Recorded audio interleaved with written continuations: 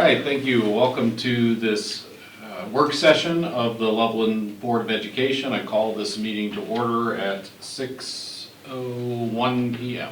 Have a roll call, please. Reverend Eilert. Here. This is Chernick. Here. This is Mangan. Here. Dr. Switchnow. We'll be here shortly. Mrs. Washburn. Here. Thank you. All right. First thing on our agenda is there is an election coming up on the 6th of May, and we've been talking a little bit just because we remember last year we had concerns from the staff about having elections there while students were in the building, and so there's been some beginning discussions again from the staff, and so we wanted to talk about this as a board to give some counsel to our administration. So Garth is here since our superintendent is feeling ill, and I've filled enough time now. Eric's got here because I know Eric cares about this issue as well, and I want to make sure he's here for the discussion. So Garth, do you want to just say a little bit about the discussion Yeah. we've had so much? We I forgot to say Mr. Broadwater is ill tonight, and that's why Yeah. he's not here for this meeting. Please go ahead. We are just wanted to have some conversation with the board around what your guys' thoughts were. As you guys know, we have had times when school has been in session, and then there have been other times when school has been canceled at LCSD because it's a polling place. And of course, there's an election coming up at the beginning of May, so we just wanted to, we haven't made a decision about what we're doing or not doing. As of right now, school is scheduled for the day. We just wanted there to be some discussion with the board around what your guys' thoughts were around that. And then, of course, after getting the feedback from the board, we would be in touch with you guys about if there was going to be any change or not. But there isn't anything that, we just want there to be, everybody to be able to kind of like talk about it, discuss it, and gain some feedback. That's the reason for it to be on the agenda for tonight. Thanks. Mhm. So open that up to the board for discussion, thoughts about what we should do or what we would advise in terms of a path forward around that issue. We had, just also to say, I think you are aware that Mr. Broadwater has reached out to Claremont County, to the Board of Elections to try to get them to not use LACC as a polling location in the future. We've not been able to get any traction with that yet. Our main issue is that it's the only building that we use, and then it makes it difficult to schedule with all of the other buildings if only one building's being affected. But we've not been able to impress upon them yet the challenge that creates for us, and so we are here once again with the issue. Yeah, and Reverend Eilert, we also know that the type of election and the type of turnout can alter things as well. And you know, it is scheduled to be a polling location, and there is going to be at least an item that's going to be there. But it's not necessarily something that we feel like that it's going to be drawing a huge amount of people. So, I mean, we just know and understand that, but, you know, we've been working with the staff on this, and we've, in the past, have worked on plans, making sure that if there is going to be school during that day, plans to keep things safe. But we just wanted to be upfront and transparent with the group and talk about it and get some feedback and then move forward with the decision with whatever, you know, as a group that we come up with. We did look, Lynn and I looked quickly this afternoon. It does look like a very low turnout kind of an election. Yeah. It's not, there are no controversial issues on the ballot. There are no elections on the ballot, certainly not anything of national importance. Obviously, politics in general is a contentious thing right now, and so that raises concerns for folks. But in terms of people being there for a particular issue or candidate, that will not be the case in this election cycle. So other thoughts from board members about, right now the recommendation is to have or what Mr. Broadwater and Mr. Collier discussed was having the day off for that building, correct? Yeah, we talked about it potentially. Preliminarily, we had talked about when when, when there is, listening to concerns and things, and even though that we put things in place, just having the public, basically in essence, having a day where the public are invited to come onto campus when school is in session can bring about it being, something that could be more dangerous than a typical day for us. But we also have successfully made, the situation safe, and we would, of course, would continue to do that. There isn't a right answer. I think people could have good justification for either side of this, and that's why it would be something that we just wanted, if the board doesn't have, if there's not a lot of strong opinions one way or the other, that's fine too. We're not asking for the board to make the decision or anything like that. We just wanted to bring it up as a topic so there could be some discussion to kind of help us with our decision-making moving forward. Yep. Would the teachers still report that day? Yeah, They'll yeah, leave the students stay regardless, yeah, regardless of anything, staff would still be reporting that day, yes. And in the past, have schools been in session prior to larger elections? We've had it, but over the years, it's been both ways. There have been times when school is not in session, and there have been times when school is in session. Always the November election, though, the school is closed. Correct. Because that's a much higher turnout. Yep. Yeah. And it's also a conference day. Yeah, the time in November, that's a day where not only LECC, but that's also a conference day with, and if you guys remember some discussion that we had around some calendar conversation about that, the LPS and LES also use that as some conference time. So that's a little bit of a different scenario, and traditionally, that's a much higher turnout as well, as, looking at the May time where historically has not been as much high of a turnout. Another option would be remote learning, but discussing that at kindergarten and preschool, Yeah. what exactly can you do with remote learning compared to older grades? It doesn't Yeah, feel like it's a really viable. That's another good point. That discussion is something that schools talk about. If there's a day where staff are there, but students aren't reporting, that it could be a remote day. Of course, these are our youngest learners. This is preschool and kindergarten. And I would say that, quote, remote learning for that young of a student is much more difficult to pull off. I mean, we can do it, but the quality of what you're getting for that day, the bang for your buck, it's a little bit different than if we were talking about, let's say intermediate school and above, where there could still be some really beneficial things. And I think all things are kind of on the table. It could be on the table that it's a remote day and staff report. It could be school is closed for LECC that day, but staff report. But it also could be what we would consider a regular traditional day with students and staff being there and us just taking extra precaution to keep things safe. I think being 4 weeks out and parents not knowing if that, I think number one is safety, because it has to be the number, but it's a renew, I think the only issue, at least looking at Hamilton County elections, the only issue on the ballot is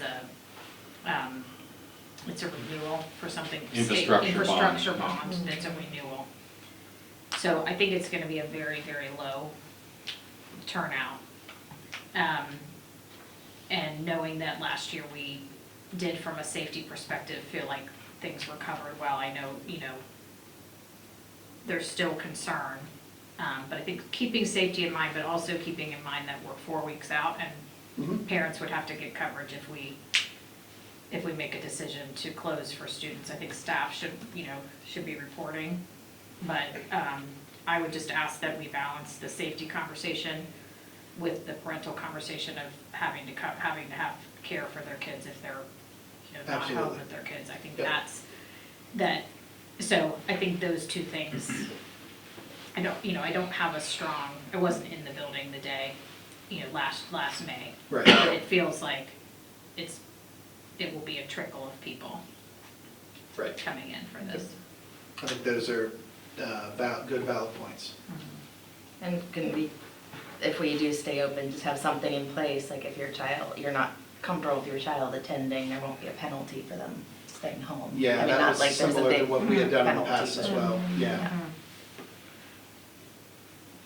I don't think that you need to know what my opinion is. Well, let's But rephrase that. I'll Reference say previous Oh, tape. Just refer back to the meeting on. I do think I know that the points that you've brought up in the past and the importance of, if it's a day of school, we need to make sure that we're having school and the importance of that. But your opinion is valued, even if it is the same conversation that we've had before. Well, and quite frankly, I think Lynn's point is a good point, but the reality of balancing those things, like there's never going to be a perfect answer as to what this is. And a November presidential election obviously offers a lot more potential for chaos than a renewal levy in May. So Yeah. I would be all for, let's make sure that we've gotten all of our bases covered from a security standpoint. Let all the teachers know that we're aware of their concerns with having random people come onto campus and that their interest is the safety of the kids. But the disruption to families and the disruption to learning just doesn't make sense to me for this. Thank you. Great.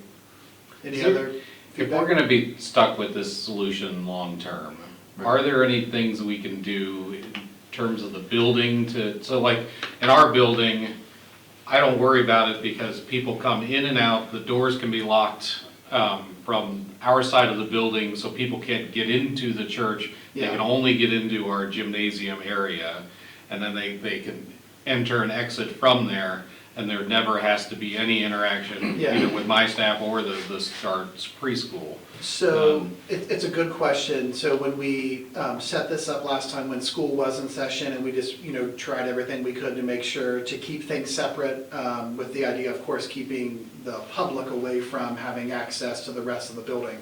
It does happen in the gym, so there is disruption, but we have basically made it to where voters enter in through the gym and then exit through the gym, so they're never in any other part of the building. There is one little caveat to that, because they have to have access to a restroom. So there is a restroom that is adjacent to the gym, which is kind of a space where, if you're familiar with LCSD, from where the gym kind of connects to where the kitchen is, the back of the kitchen. So, but we also have, we've placed adults, school adults there, making sure that people know where they're going.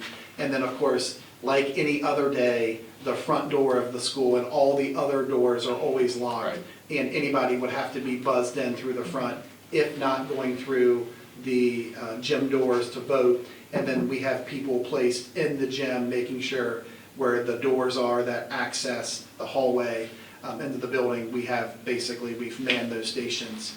And also I've asked in the past, which of course I know that we would continue to do, would be asking the school resource officer, whether it's, which one it is, but having at least one school resource officer. And then we have a good relationship with LPD and anybody else, any of the other folks that are on road patrol that day, to be stopping in and out, assisting us, in addition to just staff being there, but also a police presence as well. I would just ask too, that as we look at the district calendars, let's look at it for the future and make a decision for the future, for like next calendar year, Yeah. and just have a decision already made. Yeah, I agree with that.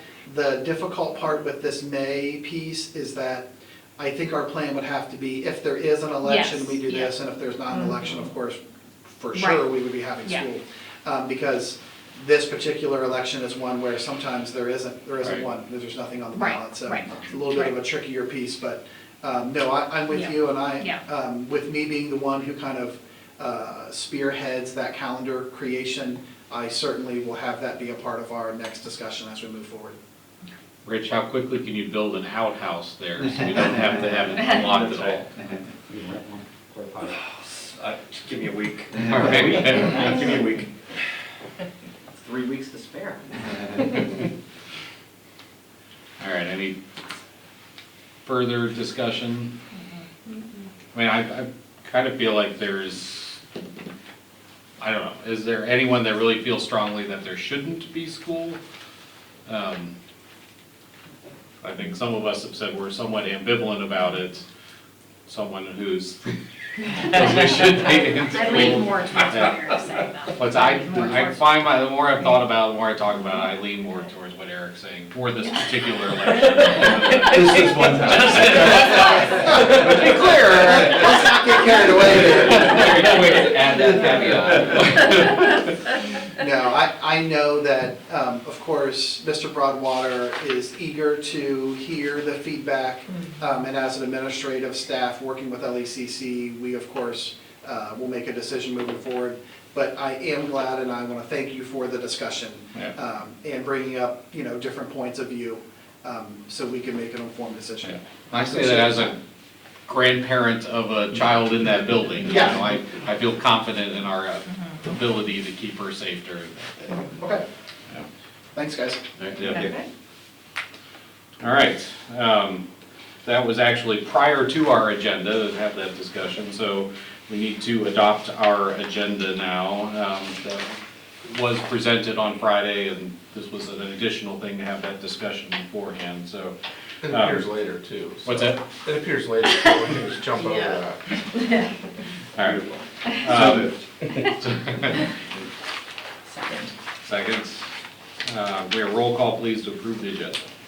Mrs. Jernick, Yes. Mrs. Mangan, Yes. Dr. Swetchnow. Yes. Mrs. Washburn. Yes. Reverend Eiler. Yes.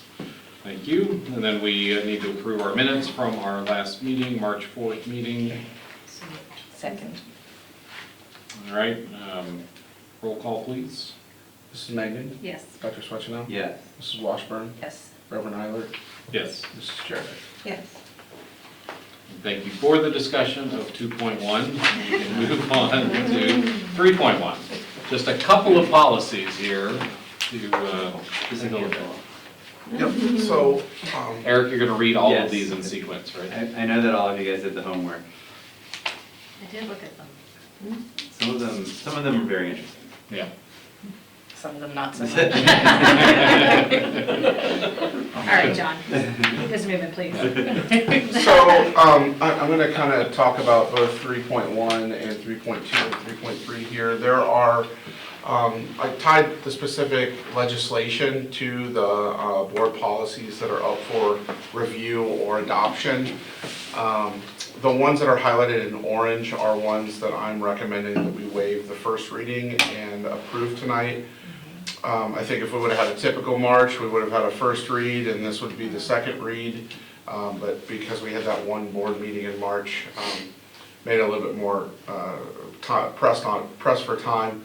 BCE and BD are looking at board committees, specifically allowing board committees to have virtual, you can have board committees virtually.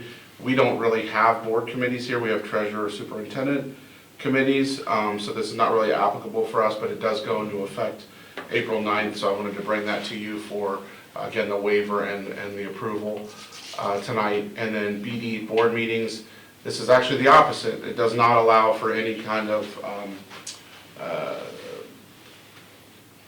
virtual option. There used to be a virtual option where, as a board member, you could participate in the meeting, you could talk back and forth, you just couldn't vote. But changes with legislation has changed that. So you'll not be able to join remotely. I don't think we've done that. Since No, we I've did been here. actually a couple times. Well, it doesn't matter. Yeah, not since I've been here, so like, Yeah. but I think there was a couple of years ago, I kind of remember, but. Came in one, A little bit, Yeah. And so did Kevin. Okay. yeah. So, and then the other ones are tied to specific legislation. A lot of it's language cleanup, a lot of it's domino effect from the last round of policies that you approved, and now there's cross-references. The other one that I was bringing to you this evening for waiver and approval is the student expulsion, JGE. This is tied to legislation. It goes into effect April 9th. And this essentially allows the superintendent or designee the ability to expel for longer periods of time for more, I guess, egregious behavior. So, Offenses. thank you for that word. Can you, since we're gonna waive, well, we wanna wait until, let's just I can go through these and then we can pull them up Okay. specifically. I just think that one in particular, we should look at specifically, because I think it's more consequential than, in terms of what we're doing than the others. For sure.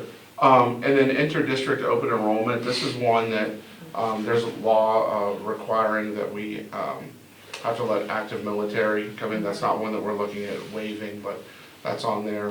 And then as you'll see, the ones that's related to Senate Bill 29, computer online services, we had our attorney look through this. We also engaged with Dr. Puerta and Mr. Samuels, and so we're good to go on that. And then we also have the trademark policy that is drafted that the policy committee took a look at, and we believe it's ready to go. So then you'll see on the next slide, a lot of language cleanup.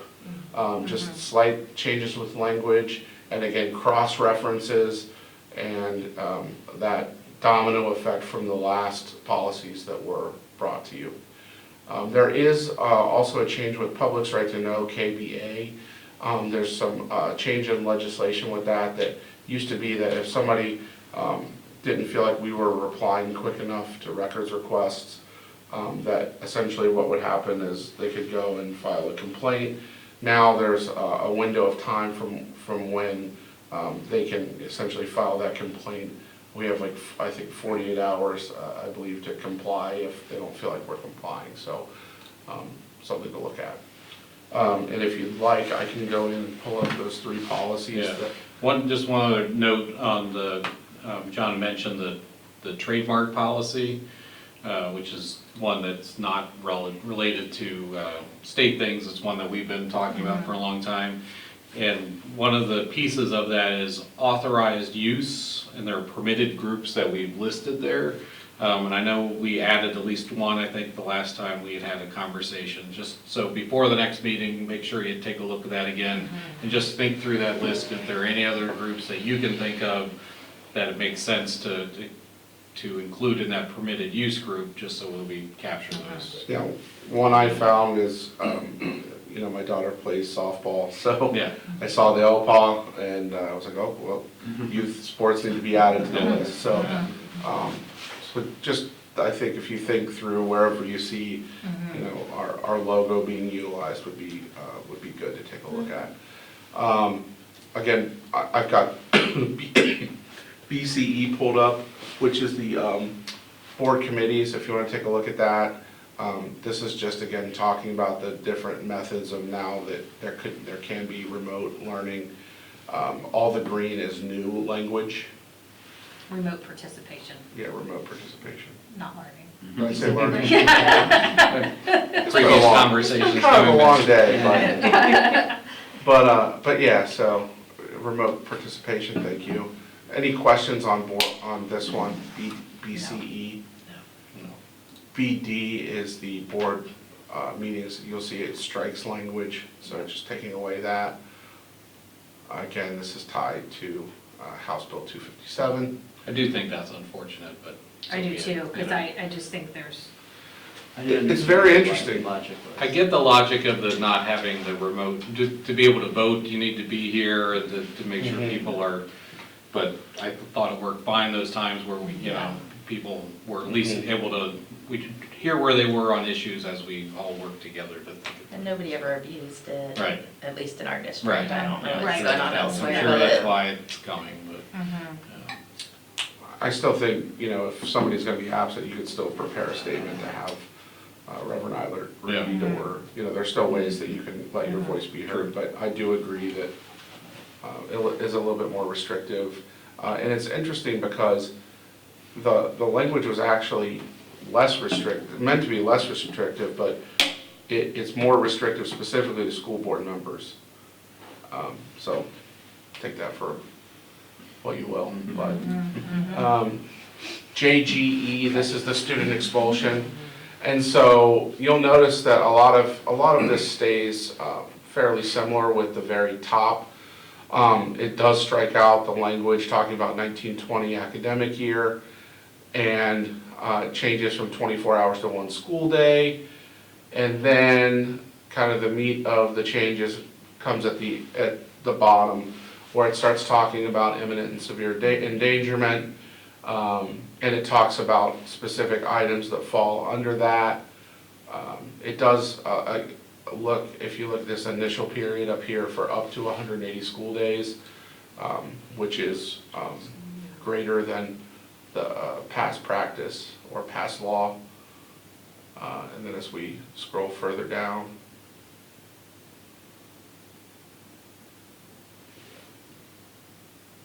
also talks about early assessment, and then the reduction of the expulsion and the process by which you can go about that, and then contingent reinstatement.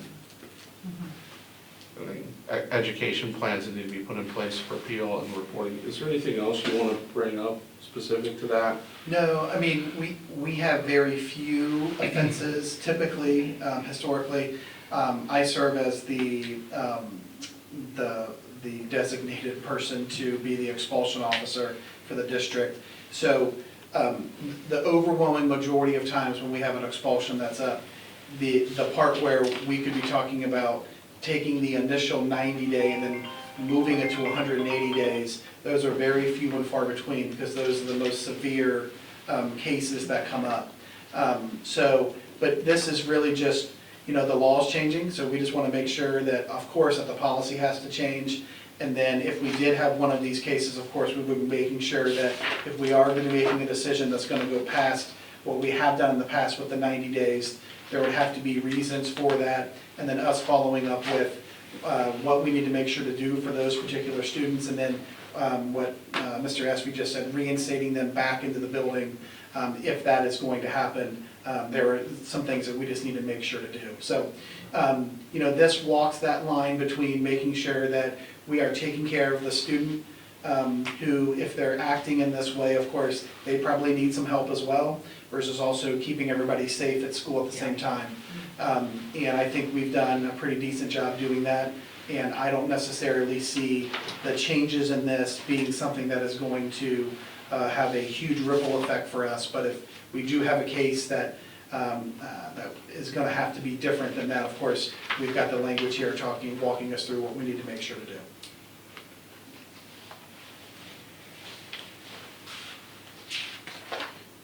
Does this get into it all? I know that parents will often have legal representation with these kinds of proceedings.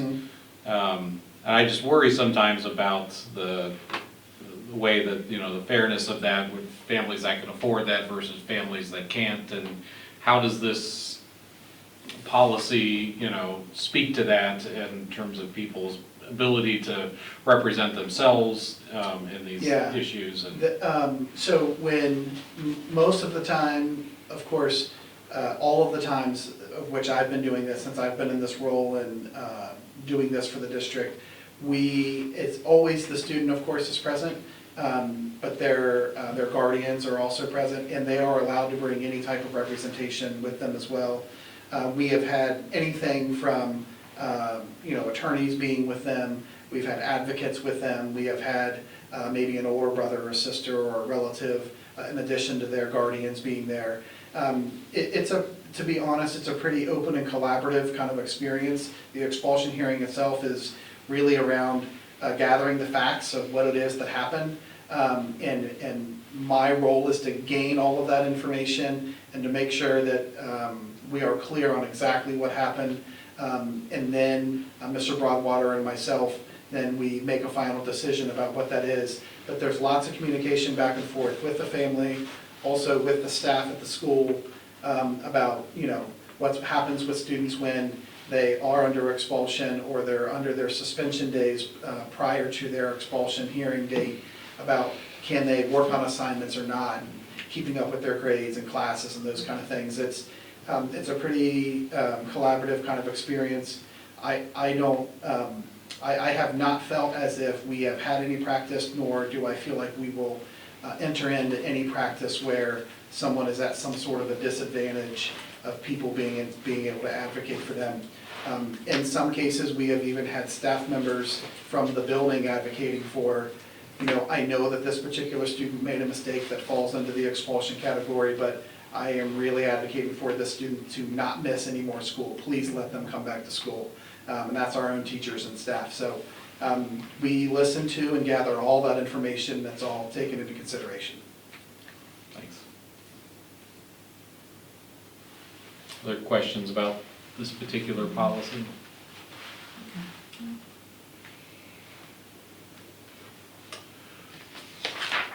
Any questions about anything else related to the policies before we move forward then? So we've got the chunk that are first reading.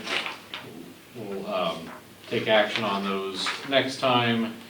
And then we've got BCE, BD, and JGE, for which we want to waive the first reading. Do we have a motion to do so? So moved. Second. All right, roll call, please. Dr. Swetchenow? Yes. Mrs. Washburn? Yes. Reverend Eilert? Yes. Mrs. Chernick? Yes. Mrs. Megan? Yes.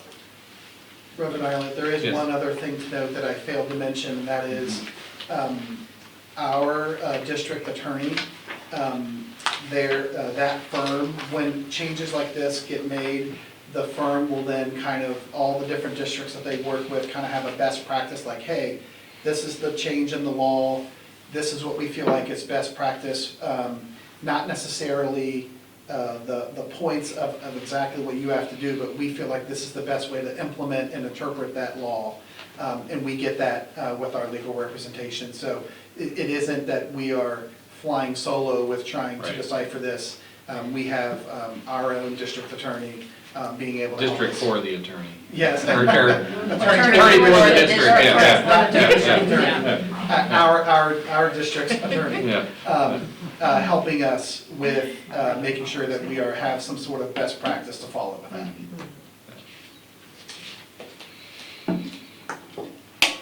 All right, thank you. We have a motion then to approve these three policies, BCE, BD, and JGE. So moved. Second. Roll call, please. Mrs. Washburn? Yes. Reverend Eilert? Yes, Mrs. Chernick? Yes. Mrs. Megan? Yes. Dr. Swetchenow? Yes. thank you. All right, next on the agenda then is a resolution to model special education policies and procedures. I'm assuming, Jesse, that's one of the reasons you are here tonight? The main reason was to see you. Oh, okay. That is another reason, for sure. So it's pretty much, I think John's email summed it up pretty good. Like, we worked on this, we reviewed this in our office for basically all year. And we worked through this with the other folks that do what I do. We meet on a regular basis about once a month. And this is something we've all been reviewing, working through together.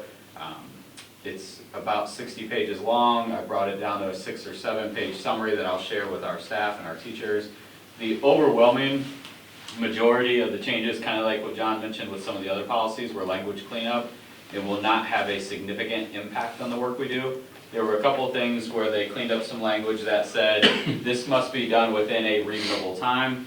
It now says this must be done within 30 days, which is what we were using as a reasonable time frame anyway. So the impact on us is minimal for most of it. And then the things that we had concerns with, the resolution addresses. There was some verbiage with how ESY was presented, records retention, which is something John and I, mostly John, have been working on all year. So there were just a couple of things in there that the resolution addresses so that it doesn't undermine the work that we've been doing. Any effects that you feel from the Department of Education changes that are coming that will affect this, or just, well, start there and then Yeah. just what are you hearing more generally about So what you're hearing for as special far as education? the impact on this, I don't think so, just because these are state policies and in theory, moving away from the ed department is putting things back in the state's hands. So I guess it could be expanded at some point if some of the things the ed department takes care of comes back to the state. But overall, I'm not sure what to make of that. All the meetings I go to think it's a pretty big deal.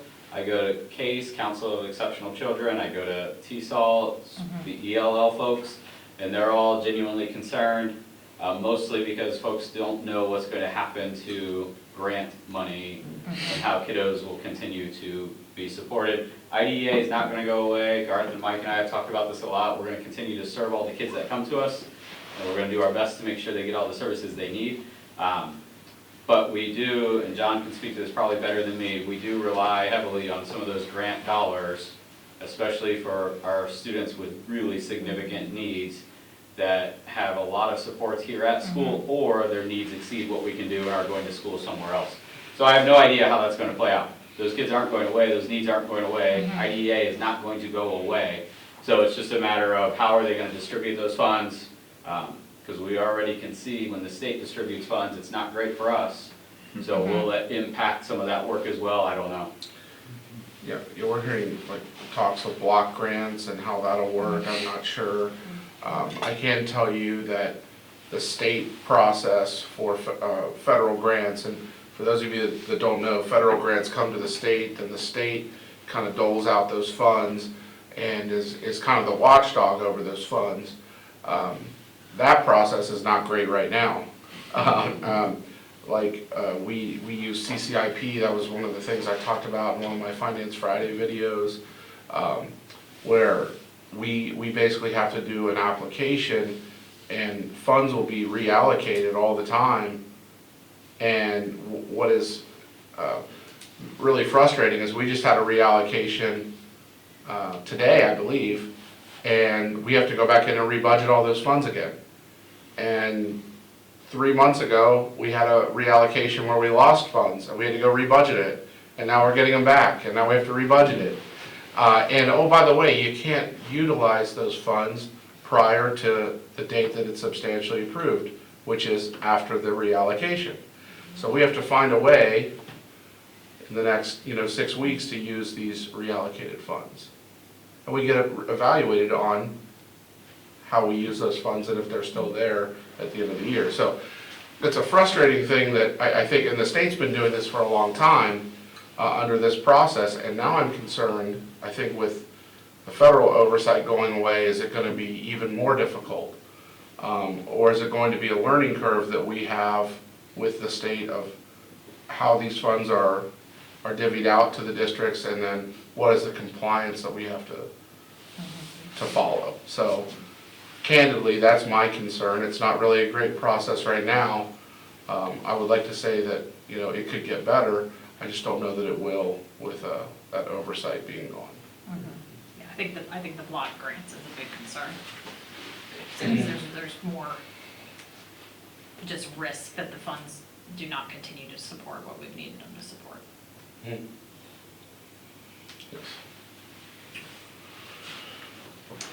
All right, any other questions?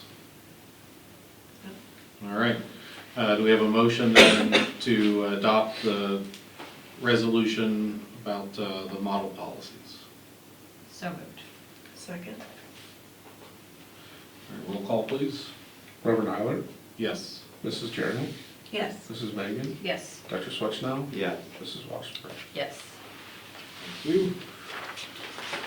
Moving on to the treasurer's business, we have an energy contract to look at here in 4.1, Constellation. Yeah, so I know that these are all separate, and if you'll indulge me, I'd like to just kind of go and create a through line of these contracts, just to kind of tie it all together and make sense. And Mr. Bryan, if I miss anything, please jump in and correct me, but I tried to put together a few slides just to kind of talk about the importance of what these contracts are. So the components of our energy costs are, as you can see right there, energy is 50%, capacity is at 27%, and then we have a few other, like transmission 13%, and some other small areas that make up those costs. We're going to be talking about energy tonight, and we're going to be talking about capacity. So the first contract that you're looking at is the energy contract. So it's representing the 50%. So from December of 25 to December of 27, energy costs were locked in at 50% at that 0.06501 kilowatt hour, or per kilowatt hour. So this left us exposed for 50% of that 50%, if that makes sense. So 25% of our total costs are exposed.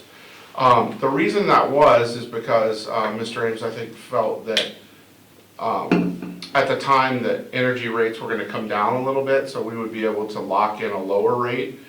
So we only locked in half of it. Unfortunately, they've gone up, and I'm gonna get into that.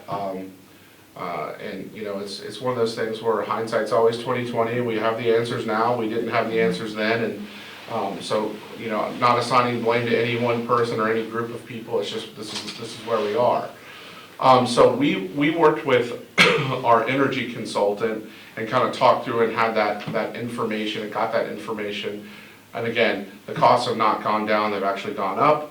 So what this contract does is it locks us in for the remaining 50% at 0.0728 per kilowatt hour.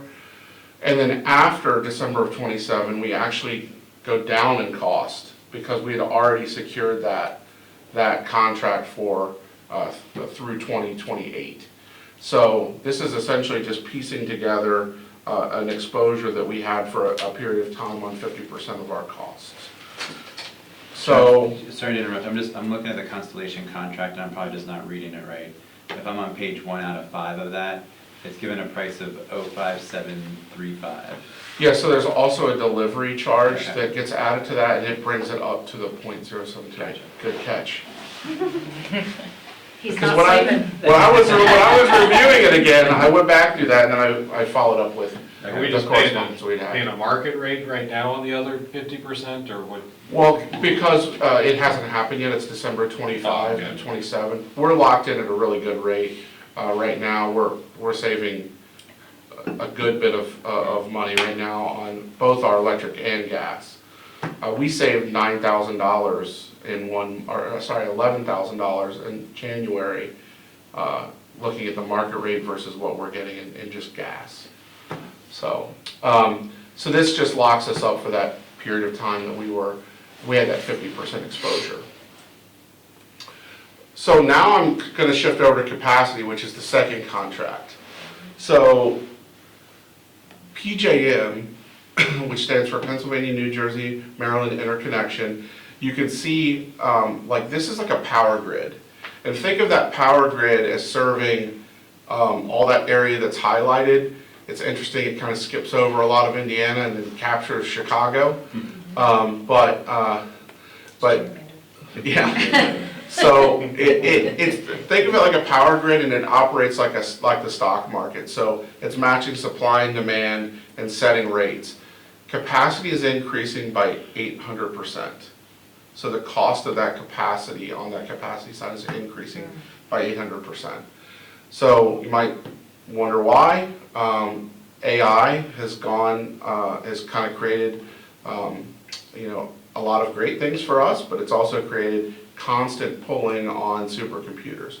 We also have data mining around the clock that's occurring, but most importantly, we've been retiring coal-fired power plants, like you've heard probably in New Richmond, retiring plants, and then renewable energy projects have been delayed, and then there's just not enough power plants coming online to support what's coming offline.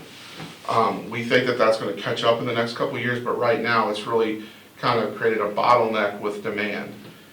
So whenever I hear something is going up 800%, I start really, you know, getting concerned. So what this contract allows us to do is extend with our current supplier through 2031. It also essentially has the supplier agree to absorb all the PJM costs over from 2025 to 2027. So we're saving about $94,000 by entering into this contract. And then it essentially allows the market to catch up in terms of supply over that time period, and then we would have PJM increases at a discounted rate beyond 2027. When Mr. Bryan and I spoke to our energy consultant, she said that we were the first district, or really the first Constellation customer, to even ask about PJM. So there's going to be a lot of districts that start to see districts and just entities in general, that start to see a big increase coming in June of this year. And if you approve this, we will not be one of them. Do you have any questions thus far? My only question thus far is, it looks great on paper, any kind of contract in which we're negotiating with somebody, what are they getting out of it? They're getting us to essentially work with them for a longer period of time. So you're saying it's Constellation saying, hey, we're happy to help you as long as you don't switch to another supplier? Yes, because when something like this happens, even though the issue might be PJM, the easiest thing for us to do is to be upset with Constellation. And I think that they were afraid of a lot of customers leaving. So I wanted to get this to you today and not wait until the business meeting, because I think that this is going to be something that a lot of other districts are going to be trying to take advantage of. So, contract 3. This is just how much energy we're consuming, and that's what's impacted here. So this allows us to utilize the PI, or permanent improvement funds, to fund a project that will provide relief for the general fund expenditures. Those specific general fund expenditures are our utility bills. We would be moving from 19-watt fluorescent to 9-watt LED at the high school, as well as the auditorium, the gyms, and then going to LED lights in the stadium. So this is projected to have a 50% impact on our cost of electricity at the high school specifically, which is our most heavily used campus, that I learned about at the CAT meeting, which I already knew, but thanks for dropping that knowledge bomb. I had to give you a CAT shout out. Thank you. Mr. Bryan did very, very well at the CAT meeting. And then the vendor is a member of the EPC, which is Educational Purchasing Consortium. So we're achieving state pricing, and it's already essentially bid out. We're looking at an estimated savings of $31,000 per year at the high school campus. So in a market where I think a lot of people are going to be very upset when they start looking at their electric bills, come June and in the fall, we could essentially be paying less. And again, this is something that we want to expand at all of our campuses, but this is part of the capital plan of not dipping into that PI and utilizing all of it at once. We're just going to kind of go campus by campus on this. Yep. So hopefully that makes sense why I wanted to talk about it all like a through line. What kind of lights are you switching from the metal halide to? No, they look, have you seen like you buy them for your garage, where they have like wings that come out? Oh, yeah. They're about this big, plastic, white, they light it up, it looks like it's daylight. So you're getting all new fixtures, you're not All new retrofitting fixtures, and it's all new, and they're all retrofitted into what we have. The other thing that's not captured in the discussion is we're not replacing bulbs. We're not, I mean, it is very expensive to change a light. Well, we don't change them in the theater, which we will, in the auditorium, I'm sorry. But to change a light bulb at the stadium is incredibly expensive, and we're down about 6 right now. So. I also want to point out, we're not losing any light and physical light when you walk into a room. It's not going to feel more dim because we're going to a 9-watt LED. Yeah, our gym got brighter with our LEDs are drawing a lot less, but even those metal halides, it's a lot brighter now. Yeah. So I think that's it. My only question is, just when I looked at the EV contract, the financial impact was a little bit different than those numbers. It said annual energy savings 25,758, ROI is 11. So I don't think that they updated it to include all parts of the project. Initially, we were just talking about doing just the high school, then we added on the stadium and the gyms. Gotcha. So I have the spreadsheet that they provided with that savings, and that's what I utilized. It's actually a little bit above 31,000, but I just rounded it for. Does it Does it matter then that we're approving this and it's a little bit different since we've added stuff? Well, it's just a projection, Okay. so, I mean, we're not gonna be able to go back and say, hey, we only saved, 30,000, so the contract is, This doesn't even really, it doesn't look like a contract, this was just a proposal that we have. Okay, so we're just approving the proposal. yes. Alright. And the proposal's changed slightly.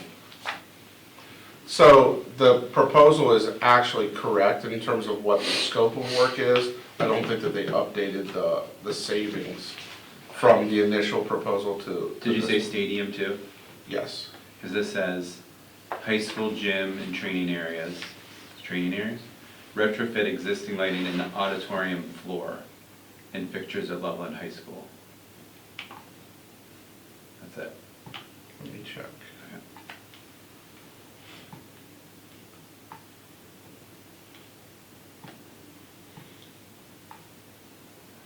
And then it says at the bottom, it's high school gym training installed cost and auditorium.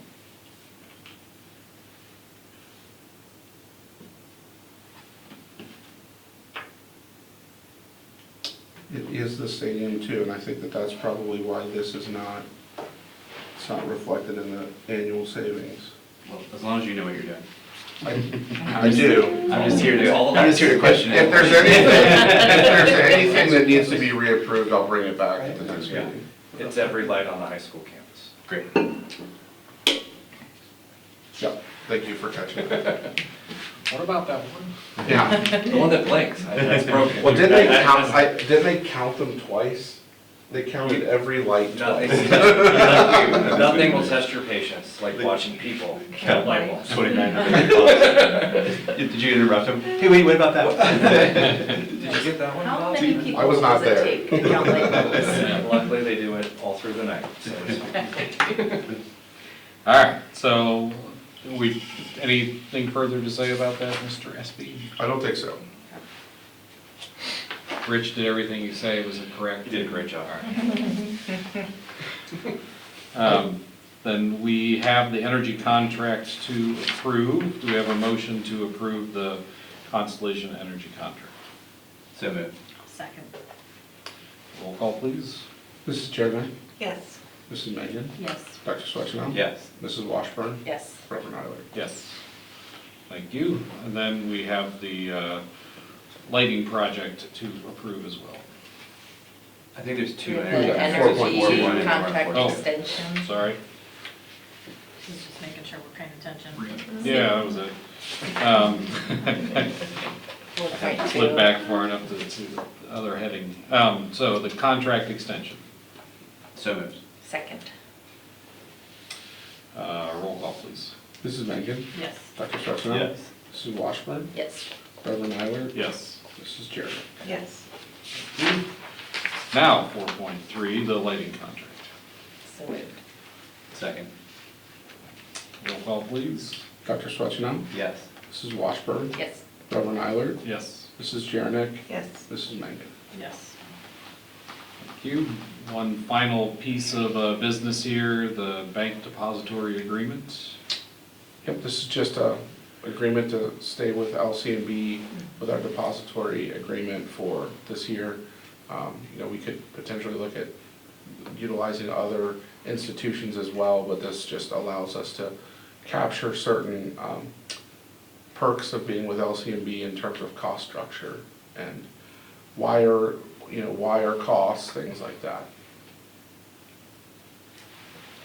Any questions? I think it's pretty self-explanatory, but you would say there's no reason for us to go shop this right now. Correct.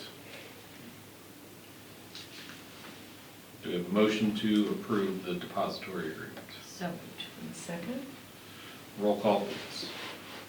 Mrs. Washburn? Yes. Reverend Eiler? Yes? Mrs. Jernigan? Yes. Mrs. Megan? Yes. Dr. Swetchnow? Yes. Thank you. Before we adjourn, just a couple of notes I want to make for folks that are watching in particular. We've had some discussion among ourselves about the budget that's being proposed, and we've been talking about the governor's proposal. Now we have a House proposal as well that cuts even further, but there are several representatives in the area that are working on amendments to that the House proposal that would include the guarantee and the cost updates in the formula. And so we want to be encouraging folks that we know to be on board with the advocacy that we've been engaged in and that's having some fruit in having the discussions that we need to in the State House. And thanks to our team that went up and advocated for that. And it sounds like particularly with Representative Byrd, that the inclusion of the guarantee was something that wasn't as much on his radar until he met with our folks and heard clear advocacy about that. And so we're grateful for their leadership in the House and for being responsive. We want to make sure they hear our support and to encourage others that are in the House to join with them in supporting those amendments. So just we'll be sharing more about that, and I'm sure we've got a lobbying page now, and we can, as we get a little more information and have a strategy, we can update that. Yeah, I think we had 3 asks. I think the first one. Yeah, sorry, I just. Yeah, the first one, but I think there's a slight update to the cost. Right. And Right. I think that from the Fair School funding model is fairly detrimental that some of that's not going through. So I think it'll be interesting as, our legislative groups read it and we get all the data. I'm sure there's gonna be some more specific things that we wanna go back Right. to. Yeah, and if I could just take a second to explain like why the base costs are important, if that's okay. Yeah, So if you kind of draw a line in the middle and you have the state and you have local funding, the funding formula was designed to be 50-50 split. And so what's happening is from the local perspective, when the property valuation goes up, those inputs are being updated. And so when those are updated and you don't update the base cost inputs, and base cost basically means the bare minimum it costs per child to educate. And it looks at actual data that we submit. And so when you're not updating this side, it creates an imbalance. And so you have local paying greater than the state. And part of my testimony was, if you just look at our special education expenditures, we spent $11.5 million in fiscal year '24 on special education. And I'm very proud that we spent, because we're educating all students. But when you have 950,000 of it coming from the state, you've created, 92% is being covered by local dollars. 8% of it's being covered by the state. So that's an example of how it can get out of balance when you're updating inputs for the cost of the valuation of the district, which is the cost of our homes and businesses that are in the district, and you don't update the inputs of how much it costs to educate a student, it creates a problem. And we have that data, and we know how much it costs in '24. We know how much it costs in '23 in terms of base costs. And every district has a different base cost, which makes it very difficult, but every district has a separate base cost because every district is different. So is your understanding though that design split of 50-50 of the base cost, was that in the legislation or was that their intent and now they're saying that's not really our intent anymore? it was the intent, but I think what happened was they didn't want to tie future legislatures Right. to these inputs. And I think a lot of people might wish that they would have done that at that point, because it would have been a little bit easier to, I think if they would have codified it, it would have happened. But it didn't. And so now, I mean, there was questions asked of me from a state representative that admittedly said I wasn't here when this was passed. So you have people that have come in and taken these seats that are getting caught up, I think. But I think part of the advocacy is we have to educate. yep, We have to educate our lawmakers right. and let Yeah. them know the Yeah. impact. And it is good news if we can get the guarantee protected, and it looks like they've made, that's what they're recommending, that change. And there's a small adjustment to the base cost, but it's definitely not Yeah, a full, so it's Yeah. just, so, but that's only one of the, right. who knows how many other amendments there are Right, and so right, forth, so it's gonna right, be yeah, something so- we need to keep an eye on. And it's a flat, find- they're flat adjustments to the base cost, and I just got Right. done saying every district Yeah. has a different base cost, because Yeah. they're different. You're talking about very simple, simplistic view of flat input adjustments. Yeah, But but the progress. guarantee, Yeah. the guarantee is Progress, very, very progress, much so important. we gotta keep going. Yeah. Yeah. Good. The other thing I wanted just to acknowledge, because it'll happen before the next meeting that we have, is the death of one of our former superintendents, Dr. Waple, his wife Karen as well, who was a longtime sub here in the district, and beloved supporters of the Loveland schools, and their son John carries on their legacy here in our schools as one of our exemplary teachers in the district, and so we want to continue to keep the Waples in our thoughts and prayers as they look towards next Friday and the funeral that will happen for Chuck and Karen together.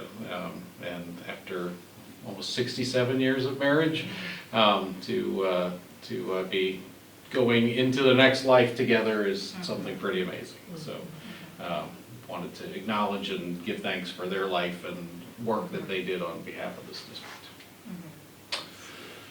With that, entertain a motion to adjourn. So moved. Second. Oh, Aye. All in favor, say Aye. aye. Yes, yes, yes. Any opposed? Meeting adjourned at 7:02.